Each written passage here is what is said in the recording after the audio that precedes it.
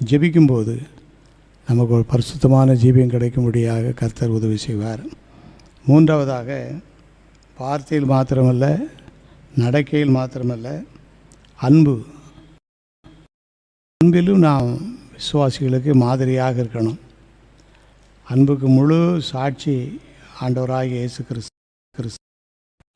அவர் அன்பின் ஜீவியம் செய்து தன்னுடைய அருமையான ஊழியத்தை நிறைவேற்றி முடித்து விட்டார்.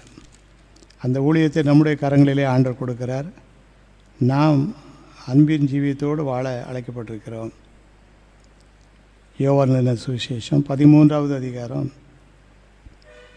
1 வசனம். யோவான் எழுதின 13வது அதிகாரம் 1 வசனம்.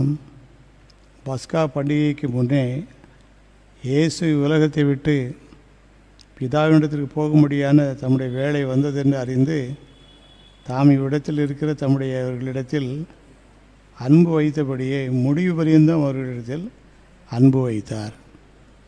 இயேசு கிறிஸ்துவை நாம் அன்புக்கு முழு மாதிரியாக நாம் எடுத்துக்கொள்ளலாம். அவருடைய சீஷர்கள் பல நேரங்களில் வித்தியாசமான சூழ்நிலைகளை உருவாக்கினாலும் ஆண்டவர் எல்லாரிடத்தில் அன்பு கூர்ந்தே தன்னுடைய ஊழியத்தை நிறைவேற்றி முடிக்கிறார். ஒரு முறை சீஷர்கள் எல்லாரும் பின்வாங்கி போக வேண்டிய ஒரு சூழ்நிலை வரும்போது யோவான் எழுதின சுவிசேஷம் 21வது அதிகாரம்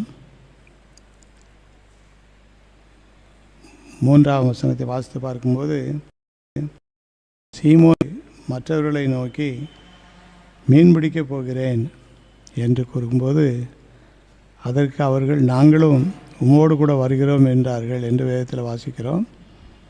அவ்விதமாக ஆண்டவரோடு விலகி போகக்கூடிய ஒரு சூழ்நிலையில் இருக்கிற அந்த சீஷர்களை ஆண்டவர் என்ன சொல்லுகிறார் என்று பார்க்கும்போது, யோவான்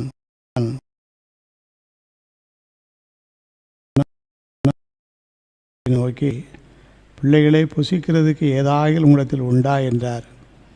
ஆண்டவர் தன்னை விட்டு விலகி போய் கொண்டிருக்கிற சீஷர்களை பார்த்து கடிந்து சொல்லாதபடி பிள்ளைகளே என்று அன்பின் வார்த்தையை சொல்கிறார். அந்த அன்பின் வார்த்தை ஆண்டவரோடு விலகி போன அத்தனை பேரையும் ஆண்டவருடைய வாசிக்கிறோம்.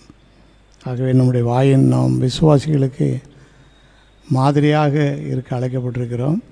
நம்முடைய வார்த்தையில் மாத்திரமல்ல, நடக்கையில் மாத்திரமல்ல, நம்முடைய வாழ்க்கை அன்பின் வாழ்க்கையாக கட்டப்படணும்.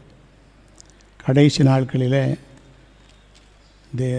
நாட்கள் எப்படி இருக்கும் என்று சொல்லி வேதத்தில் வாசிக்கும்போது ஆண்டவர் சொல்லுகிற